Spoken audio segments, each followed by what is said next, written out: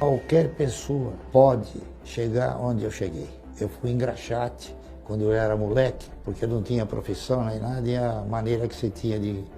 Porque como um moleque de 8 ou 9 anos possa ter feito um patrimônio como eu fiz. Se eu fiz, você também tem condições de fazer. Isso é óbvio, só que eu recomendo o seguinte: vocês se inspirarem na minha trajetória para que vocês possam um dia não ser igual que eu, muito melhor do que eu. Então eu queria te perguntar um pouquinho mais sobre onde você aloca o seu patrimônio hoje. Aí depois começar a me aprofundar um pouquinho em por que você aloca dessa forma. Antes de começar, eu queria saber o seguinte, que fora ações, você tem algum dinheiro hoje que não está alocado em ações? Por exemplo, alguma coisa está alocada em renda fixa, ou alguma coisa para, às vezes, sei lá, te proporcionar liquidez, ou alguma coisa que você acredita por longo prazo? Eu aloco os meus recursos, a exemplo de todos os países desenvolvidos, eu invisto na geração de riqueza. O meu patrimônio está diretamente focado na geração de riqueza. Como é que se gera riqueza? Riqueza se gera você fazendo o seguinte: você investindo, criando oportunidades para que um negócio se desenvolva, cresça, prospere, contribua com empregos, contribua com impostos, contribua finalmente com o desenvolvimento da nação. Contudo, nem sempre as oportunidades de mercado elas se apresentam para que você possa então oferir os benefícios dos preços atrativos. Então o que acontece? Quando eu recebo alguns dividendos e o papel não está no preço para mim comprar, os papéis que eu formo e completo com a minha carteira de previdência, evidentemente eu não vou deixar embaixo do colchão, porque isso é uma coisa que sumiu da atividade natural. Então, você coloca em uma aplicação de resgate automático. Não existe a intenção de ganhar, existe a intenção de guardar o dinheiro em algum lugar que não seja embaixo do colchão. Então, o recurso que eu tenho fora do mercado, ele é exclusivamente guardado para a expectativa de operar na geração de riqueza. Deixa eu fazer uma pergunta, aí quando você fala desse recurso, esse recurso que fica disponível esperando uma oportunidade, que está em renda fixa, que produto de renda fixa geralmente ele fica ali? Eu coloco um resgate de renda automática. Ele é tipo um CDB, uma coisa assim? É um CDB, não é, Luiz? É um CDB de resgate automático, tá entendendo? Ô, Márcio, então assim, você tem uma parte que você deixa disponível para oportunidades, né? Porque de fato o seu objetivo não é deixar esse dinheiro rentabilizando a renda fixa, e sim usar para quando aparecer um bom preço para você, né? Se eu fosse pegar hoje,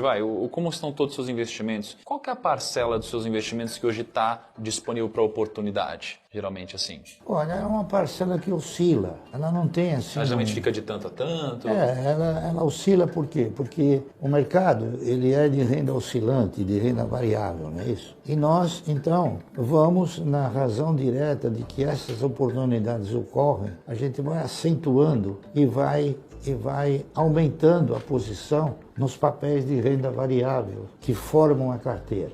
Então, eu costumo dizer, e isso é uma realidade que poucos imaginam e interpretam, quando você direciona um recurso para uma renda fixa, que eu volto a repetir, nesse país não existe renda fixa. Existe uma renda que é garantida para te remunerar um determinado capital, mas não é uma renda.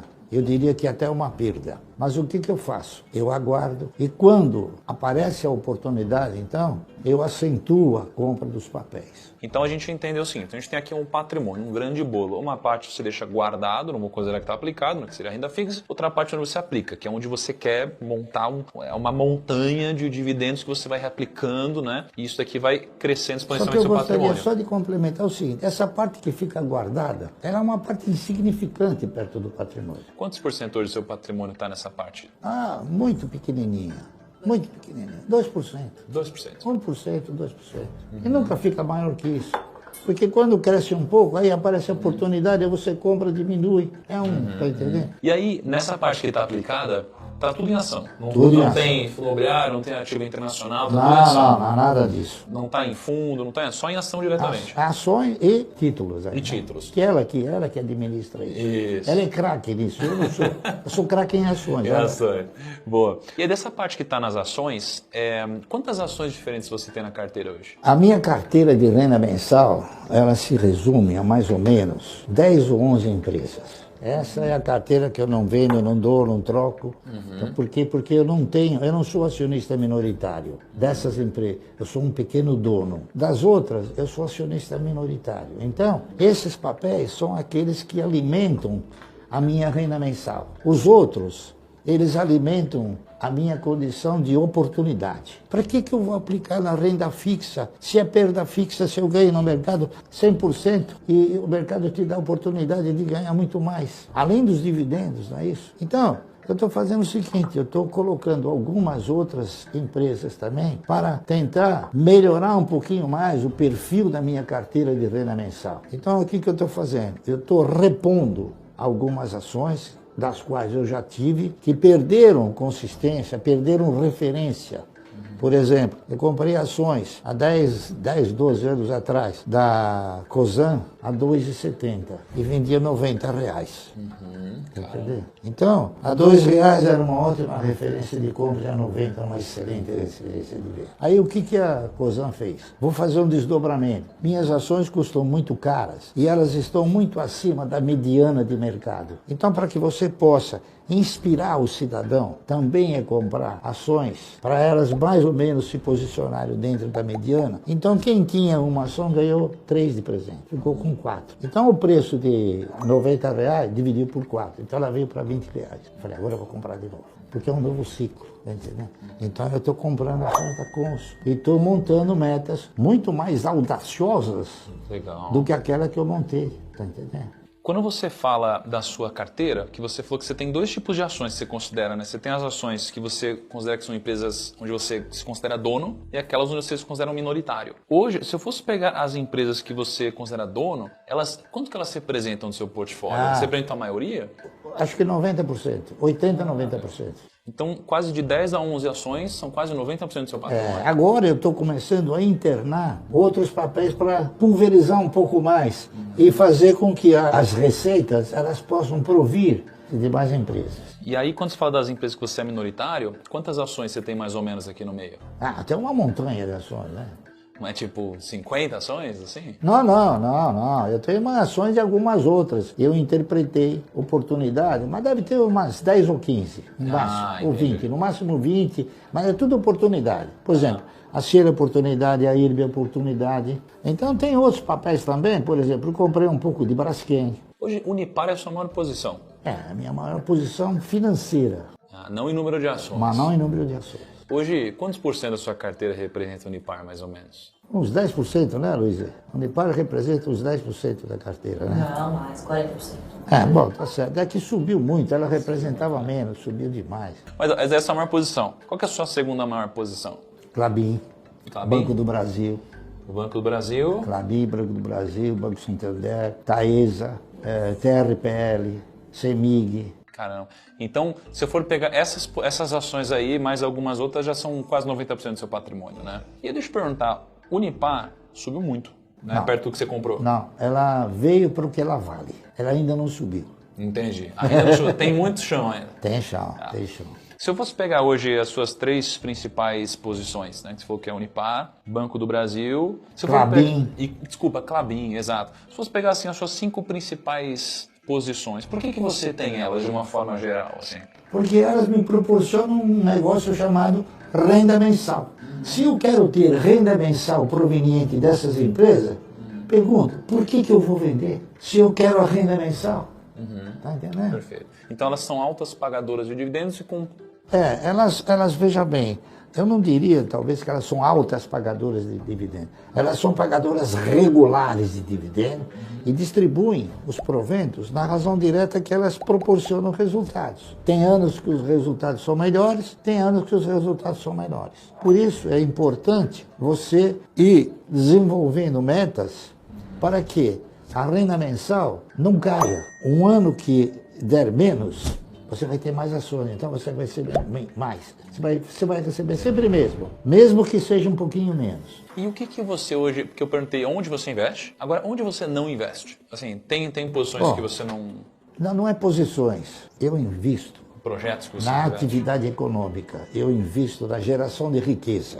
Então eu digo a vocês o seguinte, varejo não gera riqueza. Quem gera riqueza é a Brasmotor, é quem faz a geladeira, não quem vende. Ele gera riqueza. Por exemplo, construção eu não aplico. Por que não aplica? Porque eu não aplico porque o país ele tem um sistema que o maior exemplo que eu tenho que você não deve aplicar em construção, sabe qual é? É o fato de um dia o Banco Nacional da Habitação quebrou. Por quê? Porque a inflação é muito maior do que a correção. Até o banco quebrou, imagina. E ações é muito diferente do imóvel, por quê? Porque o imóvel, quando você compra, você não pode vender um tijolinho, nem a telha, nem o reboque. Você tem que vender o imóvel. O que eu peguei aqui que eu achei interessante a gente basicamente tem, se for pegar mais ou menos 100% do portfólio, né, você tem mais ou menos 2% que estão num caixa para quando aparecer uma oportunidade, os outros 98% mais ou menos, você divide em duas partes a sua carteira, aquelas empresas que você se considera dono dessas empresas e aquelas onde você considera um minoritário. Né? Das que você se considera dono, você tem mais ou menos 90% aqui do portfólio, que tem de 10 a 11 empresas, as maiores posições são aquelas que a gente citou, e os outros 8% estão em mais ou menos umas 10 a 15 empresas. Né? E eu te perguntei onde você não investe.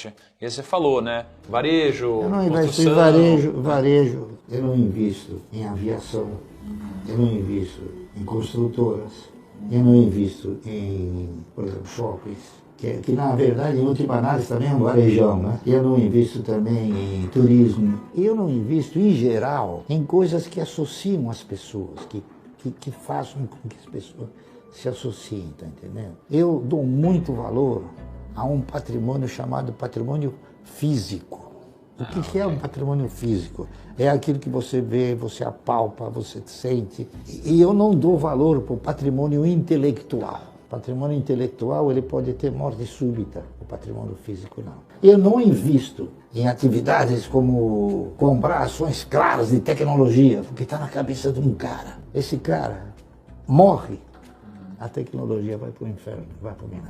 Barsi, muito obrigado pela sua contribuição aqui, obrigado pela coragem, né, de certa forma, nessa altura do campeonato, tendo conquistado tanta coisa, ensinando, né, para muita gente que está começando ou já investe. Né? Eu gostaria que isso fosse levado adiante por vocês, porque a minha didática não é tão assim, não é tão positiva como já o foi no passado. Eu fui professor universitário, eu dava aula de valor e formação de preço, como se formam os preços. E hoje a gente já tem assim um resquício de alguma falta de lembrança, não é isso? Então eu deixo a você, que é jovem e tem todas essas características, para desenvolver uma didática ao cidadão que procure mostrar para ele o ABC da aplicação. O ABC da aplicação é o seguinte: nunca confie seus recursos sem que você participe. Não dê o dinheiro assim. Por muito bom que seja o portal, por muito grande que seja, a gente percebe o seguinte. Eu vou dar só um exemplo, porque é um exemplo, é palpável, saiu no jornal. O Itaú deu 7 bilhões. Quanto deu o Itaú de lucro? 7 bilhões. Um exemplo. E esse lucro está amparado por você, porque você aplicou lá e ele tem o lucro, você tem o prejuízo. Não dê o seu recurso assim. Por muito majestosa que possa ser a imagem da empresa, tá entendendo? Eu dei o Itaú, mas é o Itaú, o Bradesco, todos eles. Muito bom. Turma, então é o seguinte, né? Espero que vocês tenham gostado desse vídeo, né? Não é sempre que a gente tem acesso, né, a esse tipo de oportunidade. Com certeza, assim, acho que o que mais fica, né, de toda essa conversa é o legado e o resultado que obviamente o Barsi teve, que hoje, poxa, a família Barsi, né, a Luiz e toda a GF acabam continuando esse legado, né, com muita didática. Tudo que a gente puder incentivar, empurrar, a gente vai fazer. A gente gosta e concorda, enfim, apoia o time da GF todo. Qualquer pessoa pode chegar onde eu cheguei. Eu fui engraxate quando eu era moleque, porque eu não tinha profissão nem nada, e a maneira que você tinha de... Porque como um moleque de 8 ou 9 anos possa ter feito um patrimônio como eu fiz. Se eu fiz, você também tem condições de fazer. Isso é óbvio, só que eu recomendo o seguinte: vocês se inspirarem na minha trajetória para que vocês possam um dia não ser igual que eu, muito melhor do que eu, ok? Um grande abraço a todos.